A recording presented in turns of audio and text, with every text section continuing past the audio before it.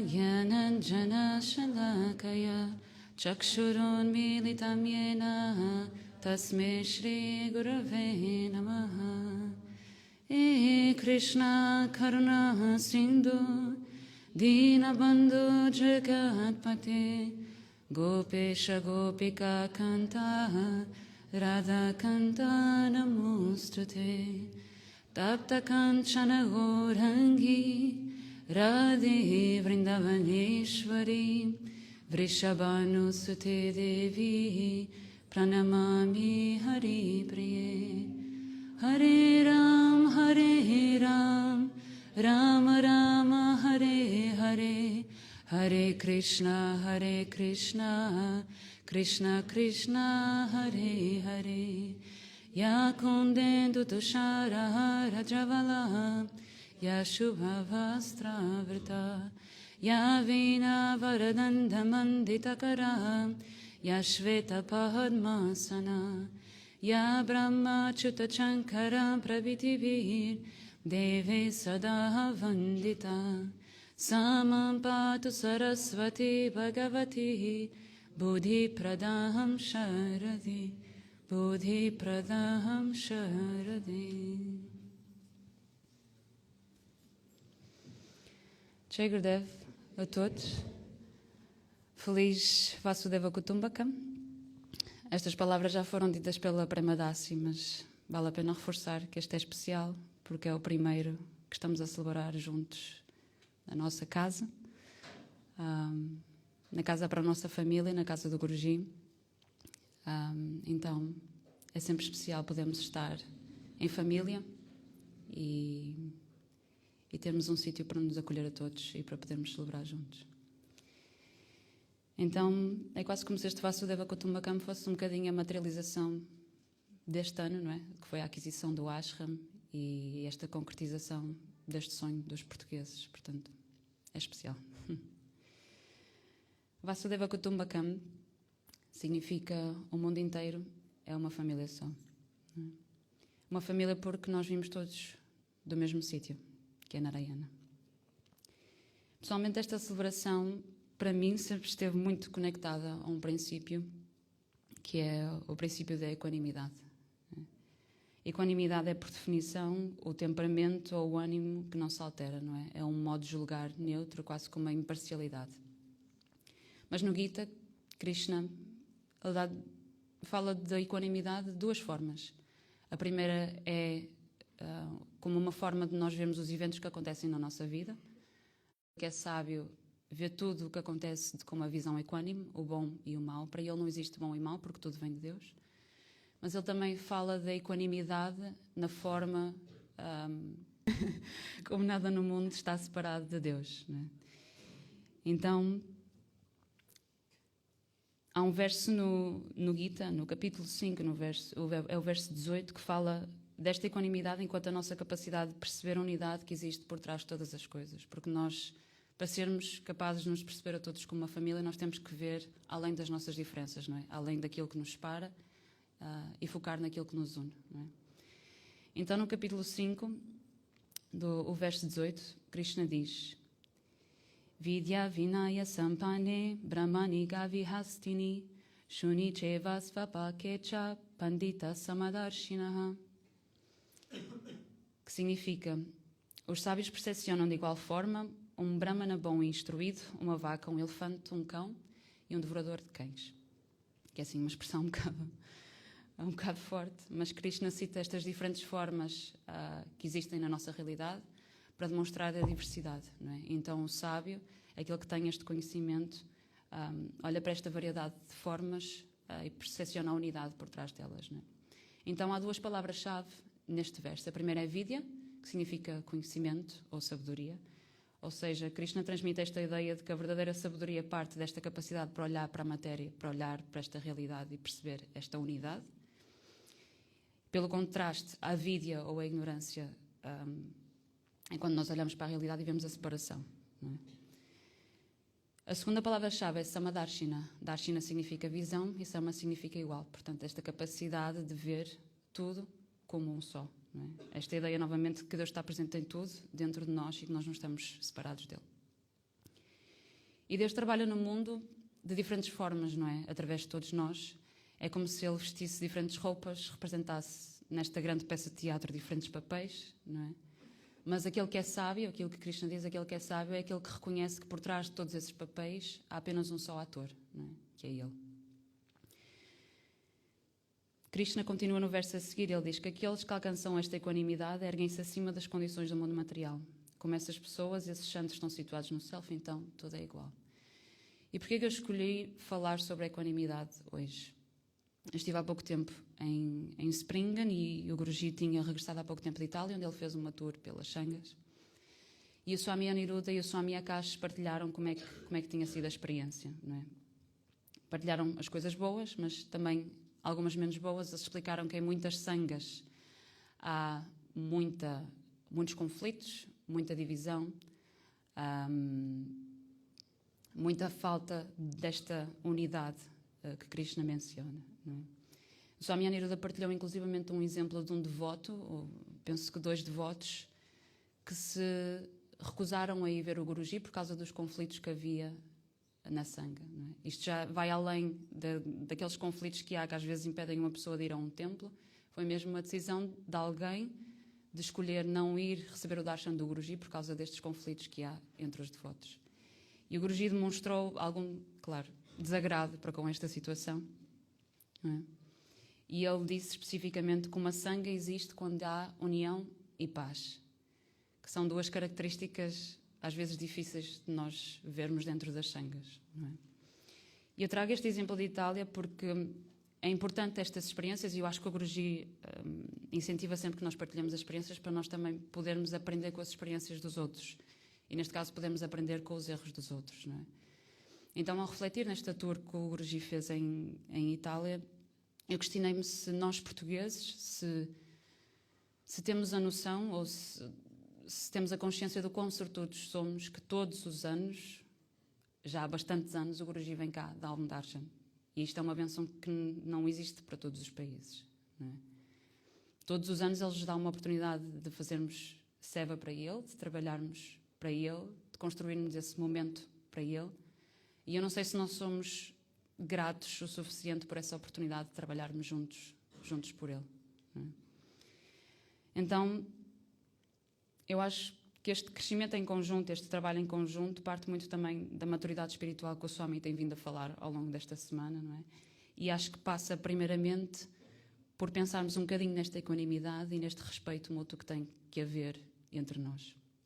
E nós vemos esta atitude, esta capacidade de ver Deus em tudo e em todos. Nós vemos o exemplo dos grandes santos, não é? E como eles personificam isto. Tulsidas Goswami, ou um grande devoto de Rama que escreveu o Ramacharita-manas, ele dizia que, como tudo é apenas uma manifestação de Sitaram, então eu prostro-me a tudo aquilo que existe, não é? Que é um bocado este sentimento também do Vasudeva Kutumbaka.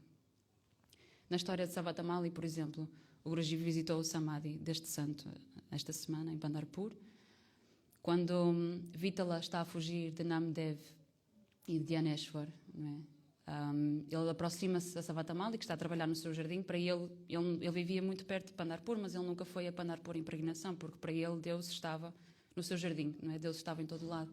Então, quando Vitala vem a fugir nesta lila de Namdev e de Dhyaneshwar, ele aproxima-se de Savatamali e diz: eu tenho 2 ladrões a perseguirem-me, eu preciso de um sítio onde eu me possa esconder. E Savatamali fica muito perplexo, não é? Como assim? Tu és o Deus deste universo, não há nenhum lugar onde tu não estejas, não é? Porque ele tem esta visão equânime de que Deus está em tudo, não é? Não há nenhum lugar onde tu não estejas, como é que eu te posso esconder? Não é? Kulashekara Alvar, por exemplo, foi quem escreveu o Mukundamala Stotram, que o Guruji, é uma composição muito bonita, que o Guruji pediu que fosse cantada todos os dias. Vale mesmo muito a pena ler a tradução desta composição. Mas Kulashekara Alvar era um grande rei, não é? E ele era tão devoto que conta-se que quando se lia o Ramayana na sua corte, ele entrava num transe tal que ele acreditava que as lilas estavam efetivamente a acontecer naquele momento. Então, frequentemente, ele reunia o seu exército e mandava-os ir até Lanka, porque achava que naquele momento Ravana tinha raptado Sita e eles tinham que ajudar Rama a recuperar. Era essa a bave, o tipo de bave deste rei, que ele acreditava, ouvia as histórias e sentia-as como se elas estivessem a acontecer. E ele escreve um verso muito interessante no Mukundamala Stotram, que se traduz como: ó tu que mataste os demónios de Madhu e Ketava, né? Vishnu. A minha prece para ti e a minha oração é que o resultado da minha vida seja sempre ser o servente do teu servente, do teu servente, do teu servente. Né? E isto demonstra, ele era um rei, não é? Mas isto demonstra a humildade, o caráter dele enquanto um devoto, mas também esta capacidade de servir Deus no servente do servente do servente do servente. Portanto, esta visão de Deus nos outros, e não só a capacidade de servir Deus onde ele é mais óbvio, mas também servir Deus nos outros. A própria história do rei Ambarish e do sábio Durvasa eu já a contei ontem, mas a conclusão da história, não é? Quando Vishnu diz ao sábio Durvasa: não me peças perdão a mim, vai pedir perdão ao meu devoto, porque o meu coração não está comigo, o meu coração está com ele. Não é? E eu trago esta história novamente porque eu queria mencionar especificamente um verso do Bhagavatam, em que Vishnu Narayana diz: estou completamente sob o controle dos meus devotos. De facto, eu não sou de todo independente. Porque os meus devotos não têm qualquer desejo material, eu centro-me dentro dos seus corações. A glória dos meus devotos é tão grande que aqueles que são devotos dos meus devotos são queridos para mim. Então Narayana, que é aquele sobre quem tudo depende, ele está a dizer: ainda que todas as coisas dependam de mim, eu sou dependente dos meus devotos. E mais do que isto ele diz: eu sou dependente dos devotos dos meus devotos. Portanto, aqueles que servem os meus devotos são extremamente queridos para mim. E no comentário desta história, o Guruji diz que aqueles que escolheram dar o seu coração a Deus, Deus vive neles e eles vivem em Deus. Eles tornam-se a living svarupa de Deus. Eles tornam-se a forma de Deus encarnada aqui na Terra. Né? E o Guruji diz que Deus não vive nos templos, Deus não vive nas sinagogas, nas mesquitas, nos templos, nas igrejas, porque isto tudo é de pedra e isto um dia vai perecer. Né? Ele diz: o verdadeiro templo de Deus é no coração dos devotos. O verdadeiro templo de Deus é no coração dos devotos. Então, isto traz-me de volta também a uma coisa que o Swami falou ontem, que no Srimad Bhagavatam depois é citada. Alguém pergunta qual é a diferença, quais são os sintomas entre aquilo que é um grande devoto e aquilo que é um devoto principiante. E aquilo que distingue não é a capacidade de tratar, como se trata Deus na Vigraha, não é? Na forma da Murti, que é Deus na sua forma evidente, mas sim a forma como se trata os outros devotos e como se vê Deus nos outros devotos. E não é só questão de nós termos o conhecimento, porque isto, falado assim, é muito bonito. Não é? O devoto mais elevado é aquele que tem a realização e que traz isso para a sua vida. Não é? Os seus comportamentos refletem esta verdade. Então, se o verdadeiro templo de Deus é o coração dos devotos, como o Guruji diz, então eu acho que o nosso dever é trazer esta verdade para as nossas relações. E eu acho que é isso que nos tem faltado um bocadinho, pelo menos daquilo que eu tenho percepcionado, das histórias que me chegam também, às vezes. Acho que nos falta um bocadinho esta qualidade de ver que Deus está no templo, que o templo de Deus é no coração dos devotos. Não é? Porque o maior exemplo que nós temos na nossa vida disto e desta equanimidade é o próprio Guruji. Não é? O Guruji é totalmente imparcial. O Guruji ama a todos da mesma forma. Não é? Às vezes ouvem-se histórias de satsangs em que as pessoas aproximam-se do Guruji e contam conflitos e o Guruji não consegue tomar um partido, não é? Porque é quase como estarmos a pedir a um pai que escolha, por assim dizer, entre os seus filhos. Não é? E ele ama-nos a todos da mesma forma. E uma das coisas mais bonitas um dos sadhanas mais bonitos que eu acho que podemos fazer enquanto devotos, quando o Guruji dá darshan, é observar as reações das pessoas a seguir ao darshan. Não é? E nós vemos as diferentes formas como o Guruji interage com toda a gente. Há devotos a quem ele dá mais atenção, há devotos com quem ele fala, há devotos com quem ele não diz uma palavra, há devotos com quem ele dá um grande sorriso, outras pessoas a quem ele está muito sério, não é? Mas quando ele se senta naquela cadeira, quando temos o darshan, quando vemos o divino e somos vistos pelo divino, porque o darshan também significa sermos vistos pelo divino, nós somos vistos todos da mesma forma, não é? Não há ninguém que seja mais querido para ele ou menos. E há um verso no Gita em que Krishna diz exatamente isto. Ele diz: eu sou igual para com todos os seres. Não há nenhum odiado por mim, nem há ninguém com quem eu seja parcial. Mas aqueles que me veneram com devoção vivem em mim e eu vivo neles. E eu sei que isto é tudo muito bonito na prática, não é? Nas escrituras soa tudo muito simples e muito fácil. Nas nossas interações diárias é muito complexo porque nós ainda não somos santos, não é?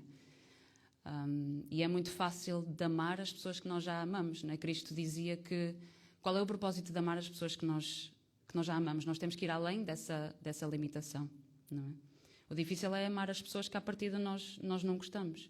E isso não quer dizer que nós não tenhamos que amar toda a gente, mas temos que ter um respeito mínimo por todos. E eu acho que às vezes em Sangha, e sendo nós uma família, acho que falta um bocadinho ainda disto.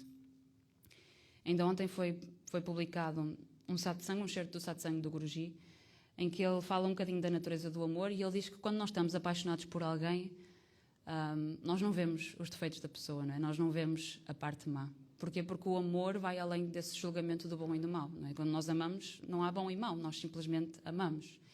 E depois ele dá o exemplo da natureza. Ele diz que quando uma árvore dá frutos, a árvore não escolhe: eu vou dar frutos à rádica, mas hoje é Checardazes, eu vou escolher não dar frutos, não é? A árvore dá frutos para toda a gente. Ele diz que quando a chuva cai, a chuva não escolhe as cabeças em quem vai cair, não é? Ela simplesmente cai. E o amor tem esta natureza, não há esta diferenciação, não há este julgamento que nós temos, não é? Porque essa é geralmente a nossa primeira resposta, não é? Nós estamos formatados para ver o mundo de uma determinada forma, para meter tudo em caixinhas, e estas caixinhas formam esta separação, não é? Criam esta barreira que há entre nós. Então, na prática, como é que nós podemos desconstruir esta barreira? Há um poema de um santo sufi do século XIV, Hafiz, em que ele apresenta uma metáfora muito bonita, mas que eu acho que também tem uma mensagem muito prática que nós podemos levar para a nossa vida diária. Ele diz: se Deus te convidasse diretamente para uma festa e te dissesse: todos os que estão aqui nesta festa são os meus convidados pessoais, são os meus convidados VIP, são as pessoas que são especiais para mim, então como é que nós escolheríamos tratar esses convidados, não é? Se o Guruji desse uma festa e todos fôssemos convidados especiais, como é que nós nos trataríamos uns aos outros? De que forma é que isso mudaria a nossa interação com os outros? Porque, na verdade, isto é tudo uma grande festa, não é? Esta realidade é a festa de Deus, não é?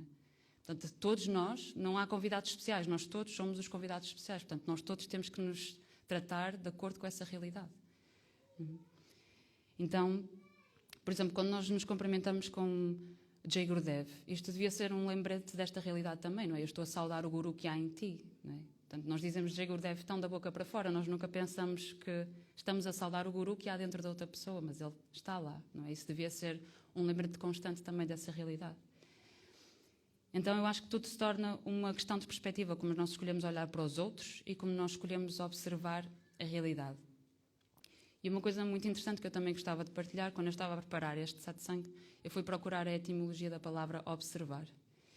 E observar vem do latim observare, que significa cuidar de ou guardar, não é? Ob significa sobre e servar significa manter-se seguro. É quase como servir. Então há esta conexão muito engraçada entre a palavra observar, como eu escolho observar o outro, como eu escolho observar a realidade, e o serviço, não é? O cuidar de. As duas coisas estão ligadas. No outro dia estava a falar com o Prito e estava-lhe a dizer: olha, eu gostava de dar um satsang sobre equanimidade, tens algum verso que me recomendes? Então, pronto, para vocês que conhecem o Prito, ele é muito entusiasta sobre os satsangs, não é? Portanto, ele mandou o verso, ele mandou o áudio sobre as considerações dele, ele contou a história, ele deu o próprio satsang dele ali. Mas houve uma coisa muito interessante que ele partilhou comigo e que eu gostava de trazer hoje também. Ele leu um livro quando era mais novo e tinha umas anotações nesse livro, num capítulo que se chamava Como Construir uma Comunidade Segura. Ele partilhou comigo alguns dos pontos que eu acho que podem ser úteis nesta fase em que já temos o ashram, nesta fase em que estamos a trabalhar para construir a nossa casa, mas que às vezes as coisas parecem lentas, ou mais lentas, eu acho, por causa das relações que nós temos uns com os outros. Então, como construir uma comunidade segura? Um tutorial. O primeiro passo é a capacidade de tratar cada pessoa como se o nosso caráter espiritual dependesse da qualidade do relacionamento que eu tenho com ela. Não é? Ou seja, no trato do outro, nós devemos sempre tratá-los como se o sucesso ou o fracasso do nosso caminho espiritual fosse depender dessa interação concreta. Depois, em qualquer conflito, assumir sempre que a culpa pode ser nossa. E aqui, pegando um pouco também no que o Swami partilhou no outro dia, não esta questão da culpa, mas a questão da responsabilidade. Não é? Quantas vezes nós temos um conflito, quantas vezes é que nós pensamos que a responsabilidade que responsabilidade e que peso é que nós temos nesse conflito? Não é a primeira coisa que nós pensamos. Mas então, para construir uma comunidade segura, tenho que passar por esta maturidade de assumir primeiro a minha responsabilidade em cada momento, sobre tudo aquilo que acontece. Depois, perceber que as pessoas que se encontram ao nosso redor agora, e eu acho que especialmente quando estamos a falar de um ashram, especialmente quando estamos a falar de uma comunidade, perceber que as pessoas que estão à nossa volta agora podem muito bem ser as pessoas que nos vão rodear para o resto da nossa vida. Não é? Então, os conflitos que nós deixamos por resolver hoje vão se refletir no futuro da comunidade, da mesma forma que os conflitos que nós procuramos resolver e a paz que nós procuramos criar uns com os outros, isso também terá um reflexo no futuro. É um bocadinho como trabalhar em equipa, não é? Para quem teve experiências no desporto, nós temos as nossas amizades e pessoas que gostamos mais no balneário, outras que não gostamos tanto, mas quando estamos dentro de campo e quando estamos em trabalho, todos temos que olhar para todos como colegas de equipa e todos temos que trabalhar para um objetivo comum. Não é? Não há amigos ou inimigos quando nós estamos dentro de campo. Somos colegas de equipa a trabalhar por um objetivo comum. E depois o último passo, que eu acho que é o mais simples para nós, é pensar na pessoa que nós mais amamos e tratar toda a gente da mesma forma que trataríamos essa pessoa. E para nós, claro que a primeira pessoa que nos passa pela cabeça é o Guruji. Não é? Enquanto devotos, pensar no Guruji em cada uma das nossas interações. Como é que nós trataríamos o Guruji? Quando cheguei a Vrindavan, a primeira vez, toda a gente me avisou: olha, na rua tens que ter sempre muito respeito para com cada sado que tu encontras, porque tu nunca sabes quando é que te vais cruzar com um santo. Em Vrindavan eles andam simplesmente à solta. E nós...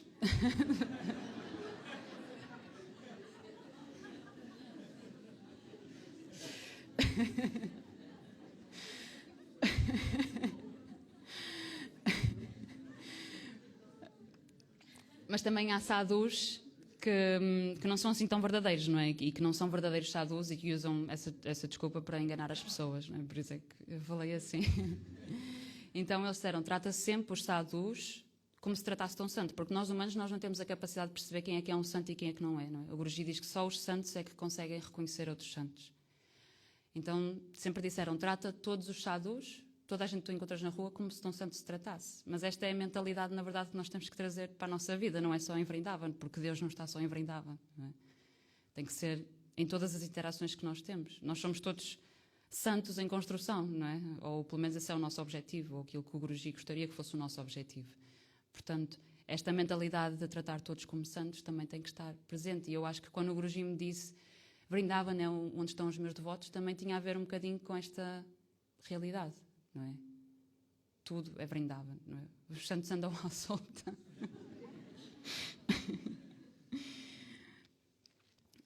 Então, eu não sei se também acontece convosco, mas quando eu vou springar e há aqueles cartõezinhos no quarto com aquelas mensagens, eu tomo sempre aquela mensagem muito séria, como se fosse uma mensagem vinda menos da boca do Guruji. Então, a última vez que eu lá estive, a mensagem que me calhou eu gostava de partilhar convosco, que diz: o serviço começa à tua volta. Para de ver a diferença, limpa a tua mente de diferenças e vê o mesmo Deus em todo lado. Oferece a Deus as flores da verdade, do amor, do serviço aos outros, da oração, devoção, lealdade e controle dos sentidos, bem dentro do teu coração. Desta forma não terás de sentar para rezar, porque Ele está sempre contigo. Abre o teu coração e serve sempre que possas. Ajuda sempre que possas. O Guruji diz: desta forma não terás de sentar para rezar, porque Ele está sempre contigo, não é? Deus não está só no ritual, Deus não está só quando nós nos sentamos para rezar. Deus está em todas as interações que nós estabelecemos, não é? Quando nós temos esta mentalidade, o Guruji diz: eu vou estar sempre contigo, não é? Isto é que é ser, isto é que é o caráter do verdadeiro devoto, não é? Ele está em cada interação que eu estabeleço. Este Vasudeva Sarvan, não é? A visão de Deus em tudo, não é? Não há lugar onde ele não esteja. Então eu acho que esta equanimidade, esta visão desta unidade e este respeito tem que ser a base para aquilo que nós queremos construir juntos, porque nós temos este projeto de construir um ashram, temos o projeto de preparar um darshan no próximo ano, mas o projeto que está sempre presente e é um projeto contínuo, independentemente daquilo que aconteça, independentemente dos eventos que haja na Bhakti Marga, o projeto que está sempre em construção é o projeto de uma comunidade. E eu acho que isto é aquilo que nós temos que nos lembrar constantemente quando estamos uns com os outros. E isto é a coisa mais importante, porque a comunidade vai ser sempre a base de tudo o resto. Então, como o Guruji disse em Itália, uma sangha é onde as pessoas aprendem a ir além da separação e das diferenças para trabalhar em conjunto. E eu acho que este tem que ser o nosso principal sadhana neste momento. Mais do que o seva, mais do que as tarefas que todos temos que fazer, mais do que tudo, eu acho que passa primeiro por construir esta comunidade segura e acho que isso vai sustentar tudo o resto que virá. E mais, acho que... Tá? Ok. Tá? Ok. Para concluir, acho que temos que trazer continuamente esta relembrança, não é? Eu sei que é fácil falar e eu sei que é fácil de trazer tudo isto na teoria, não é? Mas que, pelo menos por um bocadinho, pelo menos numa interação hoje, pelo menos numa interação amanhã, que possamos ter esta consciência deste respeito que temos que ter uns pelos outros. E acho que aí todo o SEVA e toda a quantidade de trabalho que nos espera para o ano de 2025, acho que aí as coisas também se tornarão um bocadinho mais leves para todos nós. E pronto, era um bocadinho isto que eu queria partilhar hoje convosco. Jai Gurudev.